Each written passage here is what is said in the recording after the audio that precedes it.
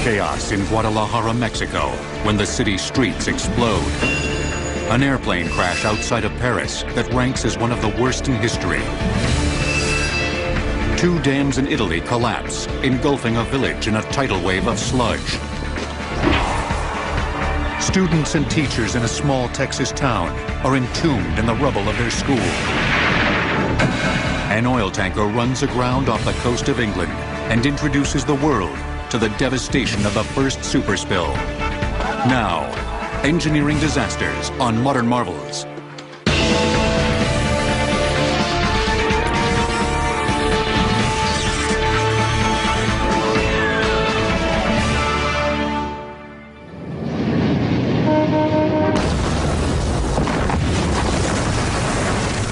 On the morning of April 22nd, 1992, a series of explosions rocked the streets of Guadalajara. I told my family, get out of here. Something happened, I don't know what, but get out of here. Starting just after 10 a.m. and lasting over 4 hours, at least 5 separate explosions devastated nearly 20 blocks of the city. We don't know what happened in the city, just was the smoke, was the explosion, was all the fire, and a lot of people there.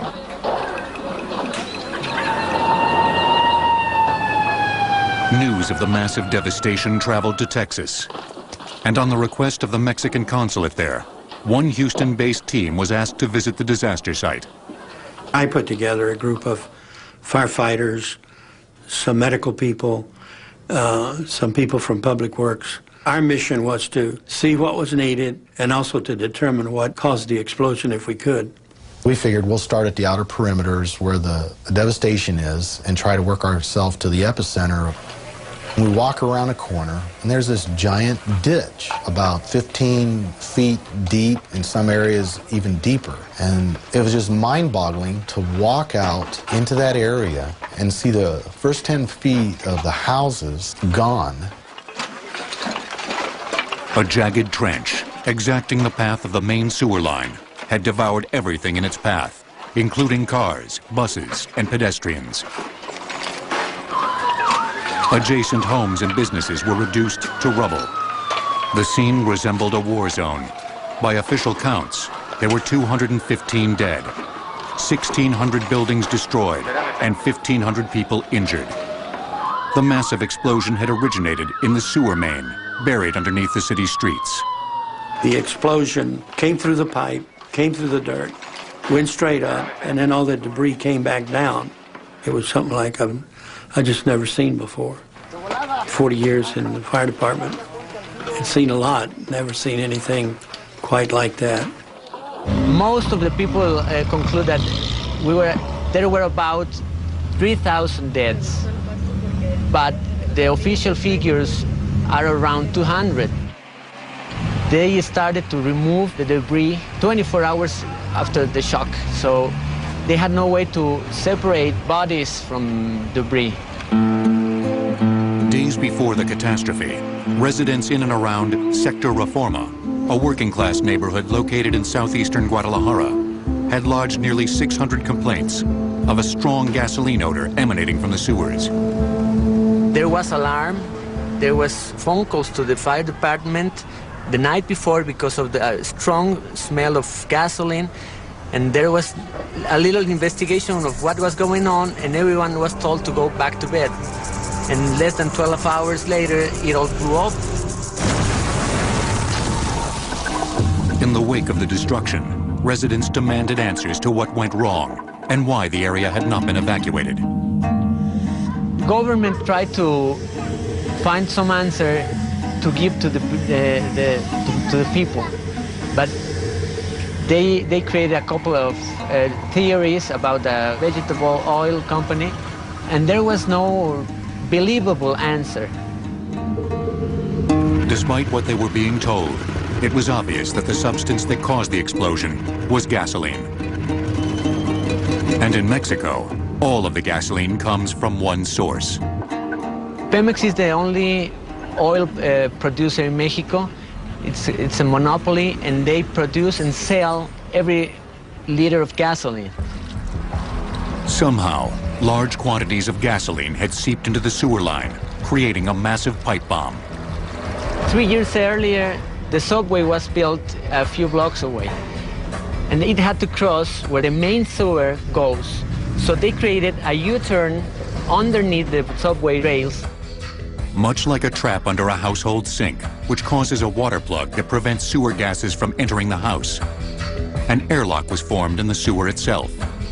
This gasoline is flowing through these sewer pipes underneath the city, and finally it reaches the right ignition point, the vapor density in the air, and possibly someone throws a lighted, like a cigarette butt that's burning out into a sewer, and boom, off goes the explosion. It sends out a pressure wave that pushes the rest of the vapors and the liquid gas farther down through the sewer system. Maybe it's too rich for a few seconds, and then it'll finally reach the right ignition point, and the burning gasoline then ignites the next section. It explodes, and it keeps moving and moving and moving.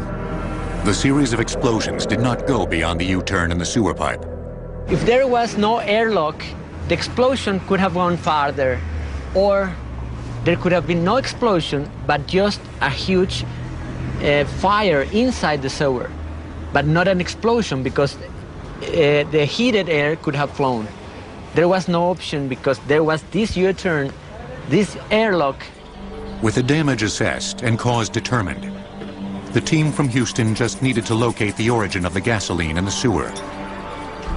We went back to the devastation area, and while we were there, the chief saw a pickup truck with workers that were going to leave, and he told the officials, said, why don't we catch that truck and just go with those guys, hoping that it would take us to this Pemex plant that we heard people talking about. So we jumped in the back of that pickup truck with the workers and went on to the Pemex plant. When we got out and started checking our equipment, that's when the hydrocarbon sniffers started going crazy, and it started saying that explosion was imminent. And the farther we went, the smell of the gasoline was just horrendous. And you look at the ground, and the ground looks wet, but it's not wet with water.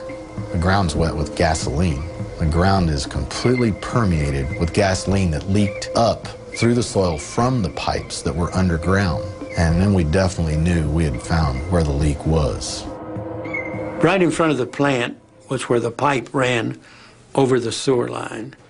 And that pipe was leaking in the ground, and the ground was saturated. It was down at least 8 feet solid with gasoline. We saw them actually taking out the pipe that was rusted and leaking and trying to put in a new pipe.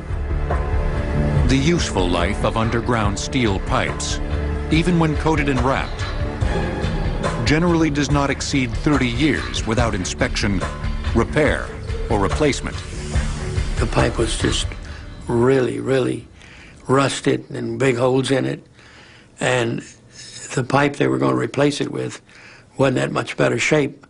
They had whitewashed it, put some whitewash on it, and I don't know if that was going to be just temporary or just what that was about. We found the cause, we found the origin of the gas. We felt pretty good about accomplishing our mission and gave a report to the consulate. With their mission accomplished, the team returned to Houston. In Guadalajara, a separate investigation was already underway.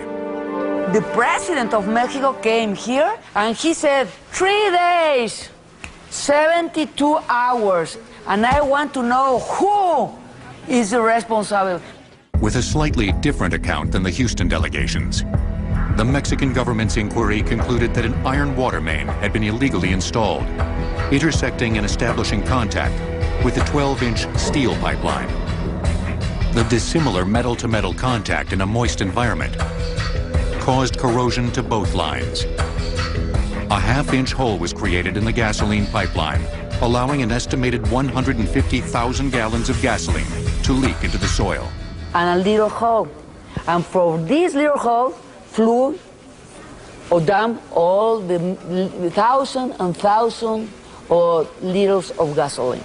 This is the official version of all the investigation. Upon completion of the investigation, The Mexican courts ruled that no one was at fault for the explosions, and the case was unequivocally closed.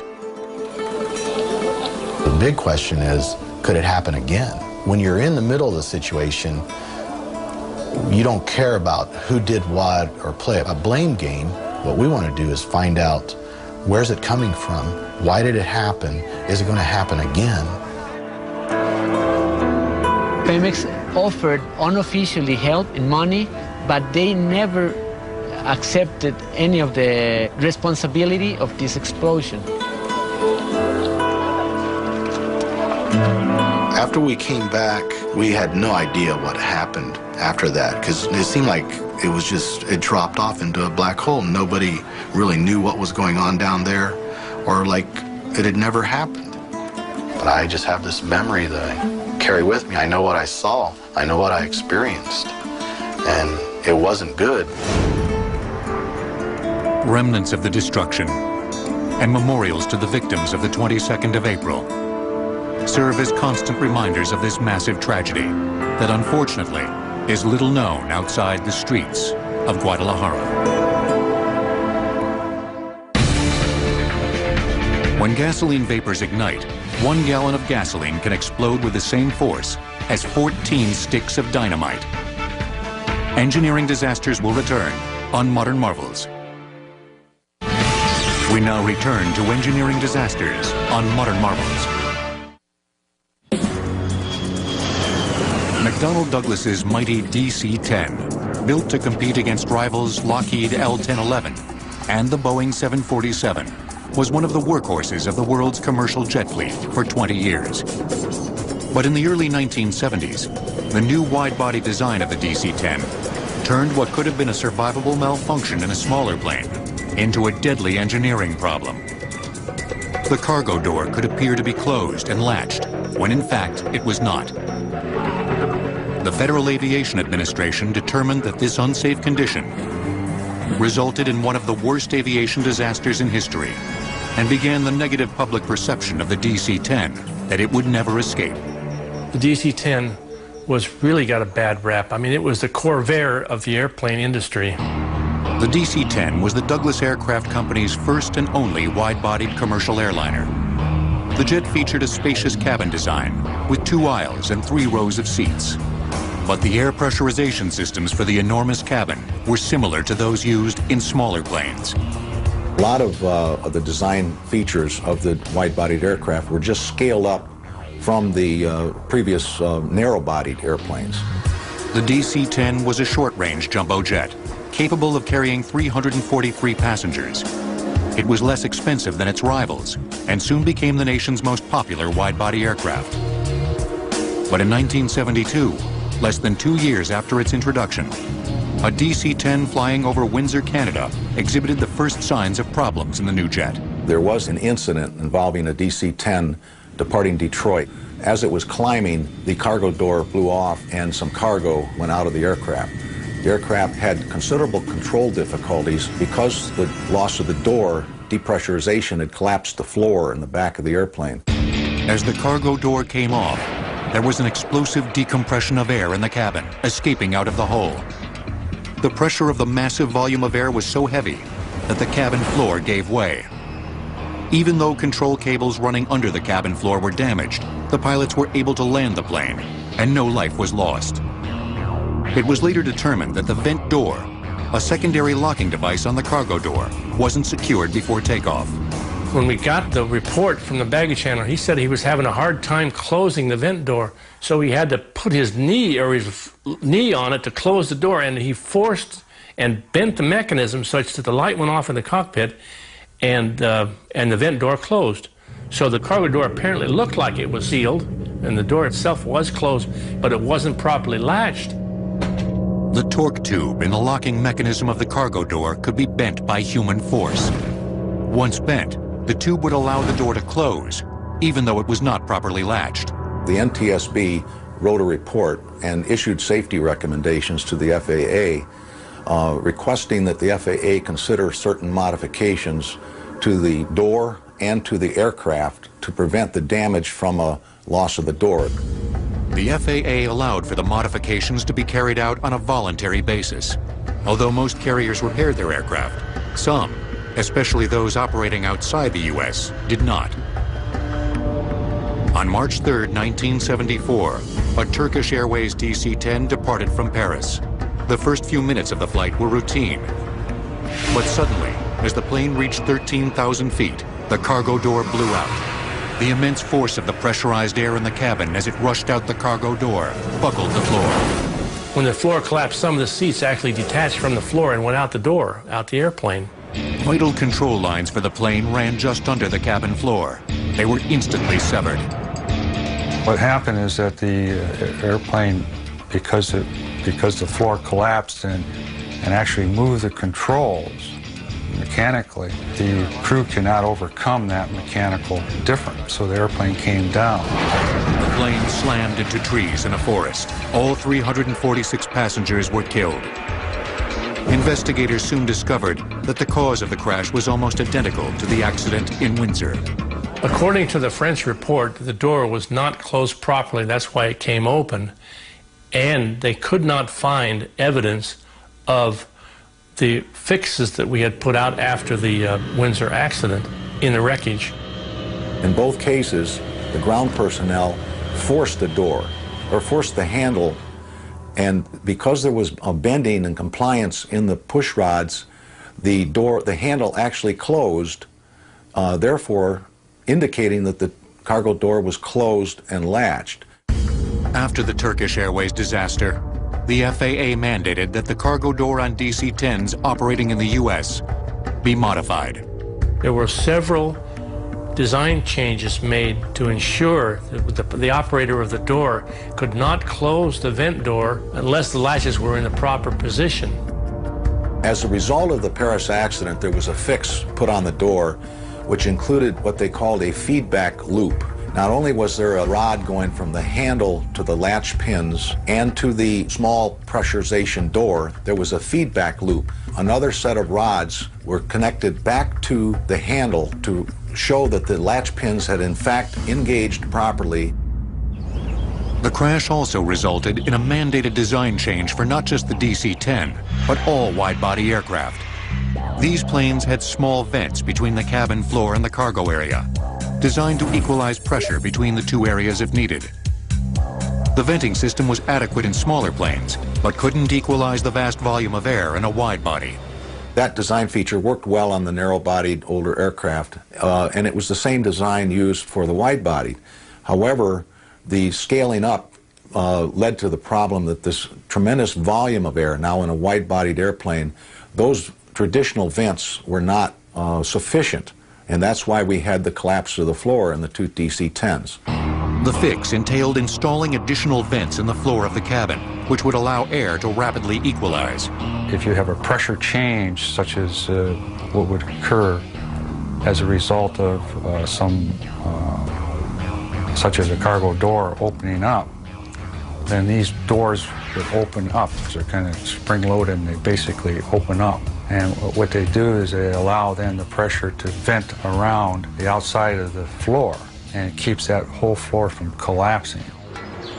A series of unrelated accidents involving DC-10s, including the 1979 crash of Flight 191 in Chicago, which resulted in the grounding of all DC-10s, culminated with passengers refusing to fly on the aircraft. Orders for the plane slowed, and in 1989, the DC-10 went out of production. However, the existing 446 planes continued to operate around the globe. It is definitely a safe airplane. In fact, because of these accidents that it had, it was not only certified once after the Chicago accident, there was an investigation of the accident, and there was an investigation of the design of the airplane. So it was really certified twice.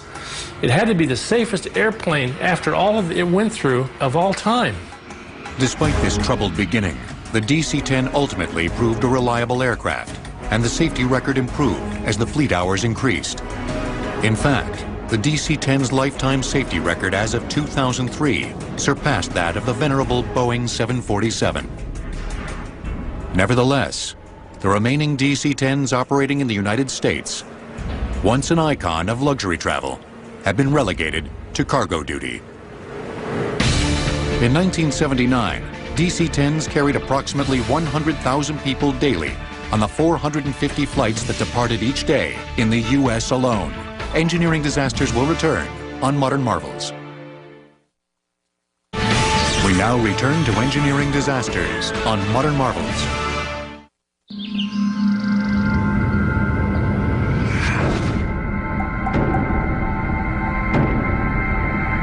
At 12:22 p.m. on July 19, 1985, two mining dams burst in Stava, Italy.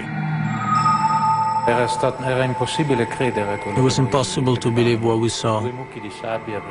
How two banks of sand could become two atomic bombs that caused the total destruction of the Stava Valley.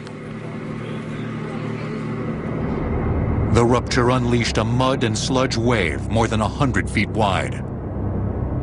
It flowed at a speed of 55 miles per hour.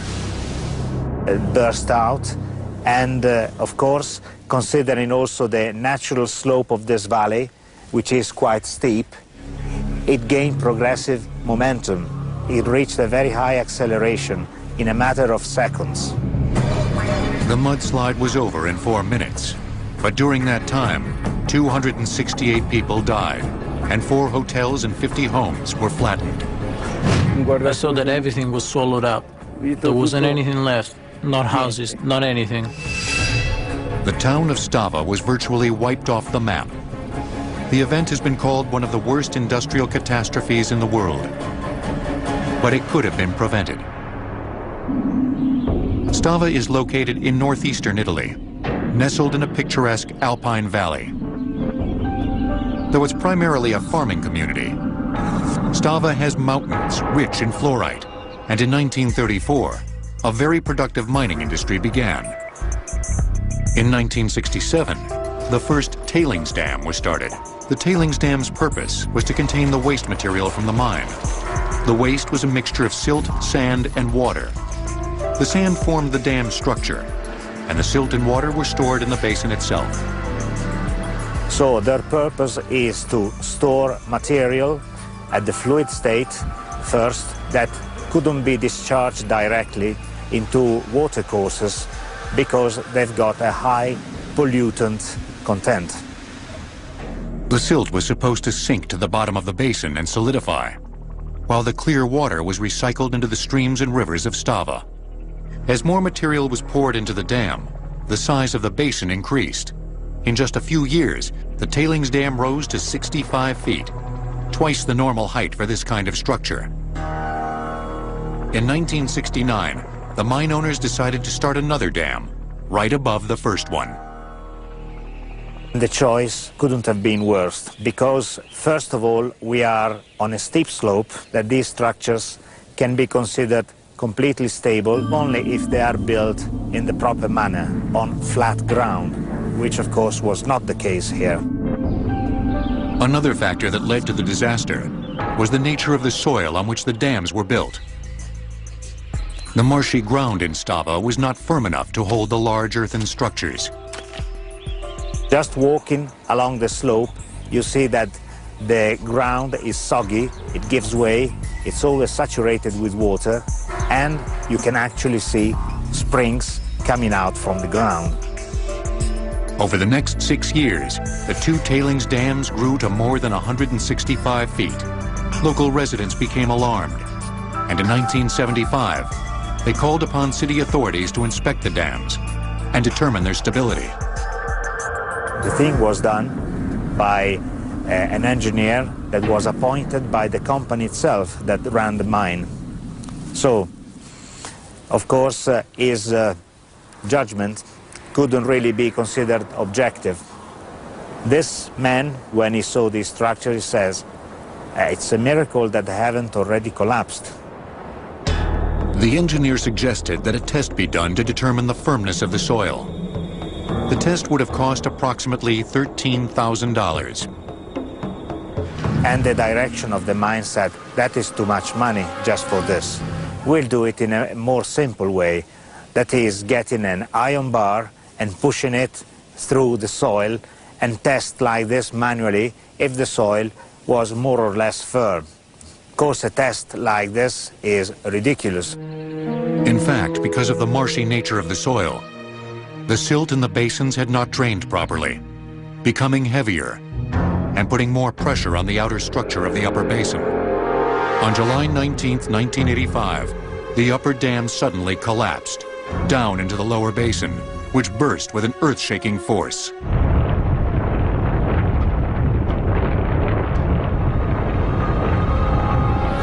I saw the masses of sludge crashing down. From there, I went into a state of mental shock. My house wasn't there. I went just about out of my mind. My family was made up of my wife, so dear to me, 3 daughters and 4 sons. I was left with 2 daughters and a son. Rescue efforts continued for weeks after the Stava disaster, but very few victims were found alive. You couldn't go and help anybody because there was so much mud, it was like being in a bowl of pudding. If you saw arms, legs coming out of it, there was no way for you to get there to rescue these people. I remember that the first person I rescued was a child, who I remember to this day. In the official court proceedings, 10 people involved in the construction, management, and monitoring of the upper basin were found guilty of causing the disaster through negligence and incompetence. They were also convicted of multiple manslaughter charges. Previous owners and engineers were never arrested. Come si possono chiamare? I don't know what you call it in America, indulgences, leniency, Dei perdoni. and they benefited from such leniency. The court-imposed fine needed $131 million, well over the $13,000 expense that might have prevented this disaster 10 years before. So, greed, negligence, superficiality, speculation were the main aspects of behavior of the people that caused this disaster. Too many people think business is more important than life. The Italian parliament also introduced a new law to make the construction and maintenance of tailings dams safer. The entire country mourned the horrifying loss of the people of Stava. Pope John Paul II paid a moving visit to the memorial site in 1998. In February 2002, several of the victims' families established the Stava 1985 Foundation. Essentially, so that the 268 people who died didn't die in vain. The town of Stava is now rebuilt, coming back to life after the disaster. It is a living, growing monument to those who were sacrificed by its destruction in 1985, and a lasting reminder of the resilience and spirit of those who survived. Since the Stava disaster, more than 35 other tailings dams around the world have failed in the same manner. Engineering disasters will return on Modern Marvels. We now return to engineering disasters on Modern Marvels. Natural gas is colorless, odorless, and tasteless. The familiar rotten egg smell we associate with gas is actually mercaptan. It's added before distribution, giving natural gas a distinct odor that serves as a safety device, allowing it to be detected when a leak occurs. Research to find an effective odorant began as early as the 1920s. However, it took one of the most heart-wrenching tragedies in American history, the deaths of over 300 school children, to necessitate the use of a malodorous additive. By the early 1930s, the Great Depression meant economic disaster for the entire United States. But East Texas fared better. Dad Joyner came to East Texas and he discovered this oil. And of course that changed the world of East Texas and this community forever. And this was the bright spot of the whole United States at that time. Like many oil boom towns, New London, Texas, just 130 miles east of Dallas, grew from approximately 850 to several thousand overnight. There were so many people moving in here with kids that the little two-room country school was too small. A modern school was built at a price of $300,000. At the time it was built, it was one of the richest school districts in the world. The state-of-the-art school sat on a 15-acre campus and had 10 oil wells located on its grounds. That was another exciting time of my life, moving from a three-room schoolhouse where we had multiple grades in one room, moving to a large two-story brick school that had housed a high school, junior high, with all the facilities that any school in the country had. The school administration decided to save $300 a month on heating fuel by using natural gas. At the time, natural gas was a worthless byproduct of petroleum extraction. Everybody got free gas from the oil companies. They had so much gas that they had to burn torches at night. A connection was made to the company's pipeline, and the free gas was fed directly into the existing pipelines in the school's sub-basement. But their connection leaked, and by March 18, 1937, nearly 6,000 cubic feet of gas had slowly collected in the school's poorly ventilated sub-basement. With no way of detecting the leak, the school day continued as usual, with a ticking time bomb just under the feet of London's students and teachers. Everything was normal until about 3:18 that afternoon. That was the last period of the day, and my last class was English class. At the beginning of the class, I asked a girlfriend that sat in front of me to change seats with me. I wanted to sit behind the little girl that sat in front of her. She graciously traded seats with me. Just minutes before the school was to be dismissed, the shop teacher plugged in a sander, and their esteemed school exploded. I didn't hear anything, nothing, no sound at all. It must have been a horrible sound because I lost the hearing in my right ear. The ceiling fell in, and I don't know where it came from. Anyhow, that was all on top of me, and I had my face down against my desk, and this material was on top, and I couldn't move. And I heard some of the boys talking, and one of them said, "There's somebody under here." And I said, "I am. Get me out of here." So they lifted it up and helped me out. The impact of the combustion explosion had lifted the building into the air, and it slammed back into the ground, entombing students and teachers in its brick, steel, and concrete. And I looked at the building. In front of the building was completely gone. It had blown up and just fell right back down on the ground flat. The devastating explosion was heard nearly 4 miles away. Within 15 minutes, the news had been relayed over telephone and Western Union lines.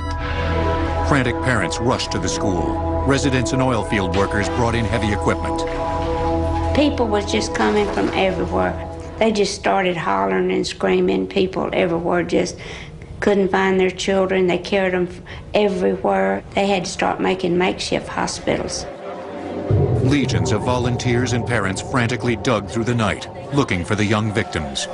Within 17 hours, it was cleaned up. They cleaned it up so fast that it hindered the investigation. By the time they got people in here to investigate what happened, there was nothing to look at. The grief of the tragedy was widespread.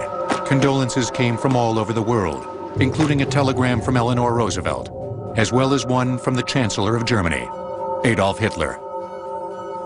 We returned to school 10 days later. Some of us,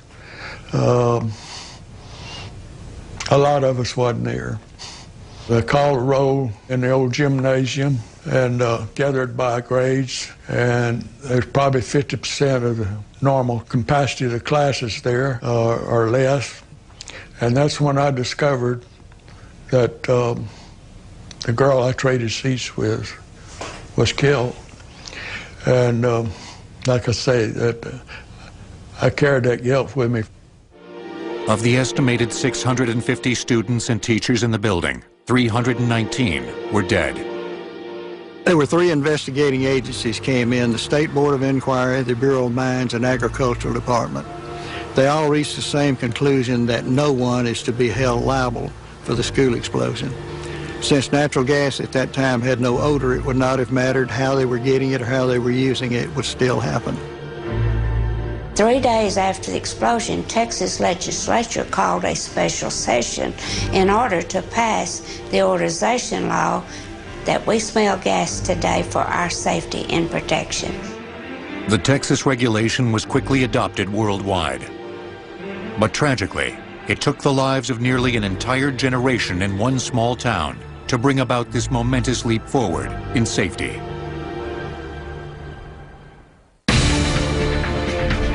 The smell of concentrated mercaptan is almost unbearable. It takes only a few parts per million to give natural gas a distinct odor. Engineering disasters will return on Modern Marvels.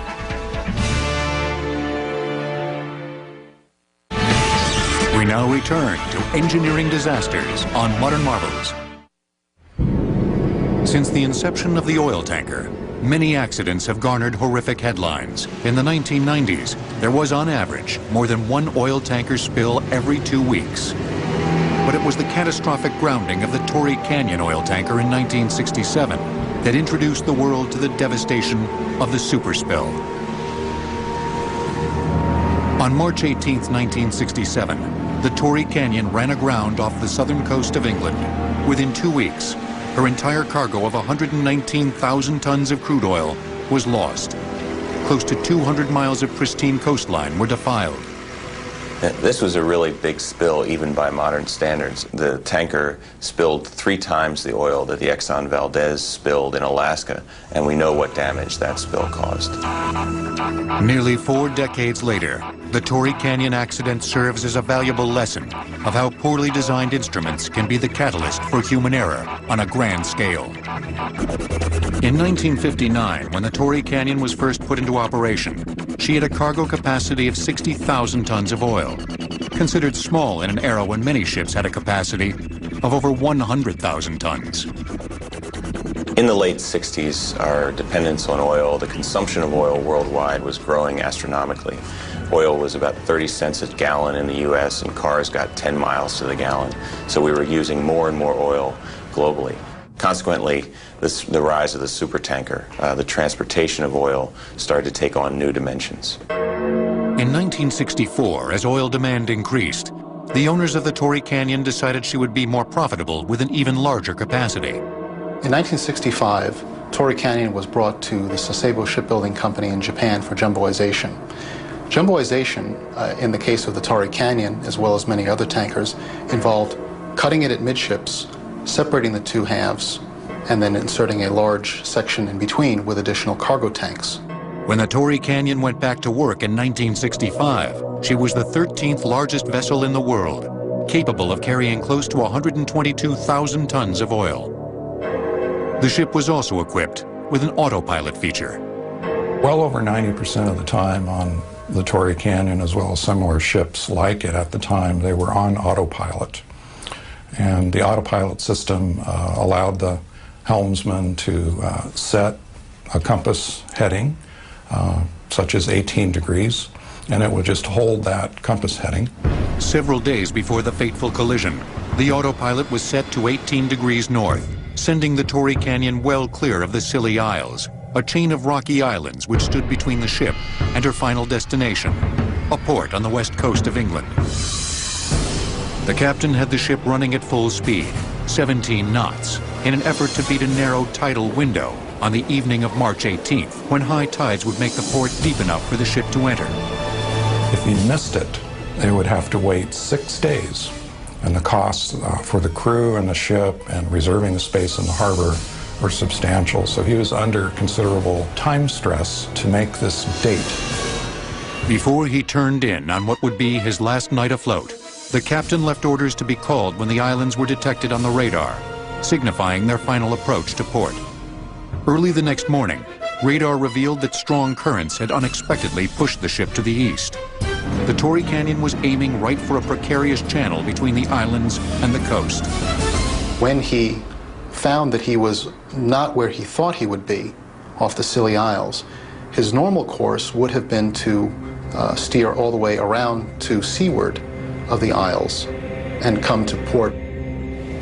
Going around the Isles would add several hours to the journey, likely causing the tanker to miss high tide at the port. The captain decided that he would basically shoot the gap, about a 6-mile gap, between the Scilly Islands and the Seven Stone Shoals. It was a tricky maneuver and not something most any supertanker captain should seriously consider doing. But after entering the channel, the captain realized the autopilot had the tanker on a collision course, with submerged shoals surrounding the islands. He shifted to manual steering and spun the wheel to the left, believing he was turning the ship away from the rocks. The fate of the ship was about to be sealed by a seemingly minor design flaw. The captain and the other officers went back to the chart room, thinking that they had just avoided a catastrophe, when he heard the helmsman screaming for him, saying that the ship was not responding. The ship was not responding because he had accidentally, unintentionally pushed the control into the control mode, which disengaged the helm. The steering wheel was ineffective. After realizing the error, the captain moved the selector to manual steering. By then, it was far too late, and the Torrey Canyon ground to a halt over Pollard Rock, part of the Seven Stone Shoals, and was ripped wide open. The captain's inability to steer the ship out of harm's way was later attributed in part to the design of the autopilot mechanism, which slid easily and without warning from one gear to the next. The control position on the 3-position lever was similar to neutral on a car. But unlike a car transmission system in which you go, say, from park to drive and you have to press a button or input, make a separate action to make that change, you could just shift this control to any of these 3 positions just by simply moving it intentionally or unintentionally. Within 72 hours of the collision, an estimated 37 million gallons of the tanker's cargo leaked out. The ship was gently creaking, and the oil was all around the ship from the wherever she was ruptured in the hull. The tanker was so firmly impaled on the rocks that no tug could pull her off. Efforts to clean up the massive oil spill were futile.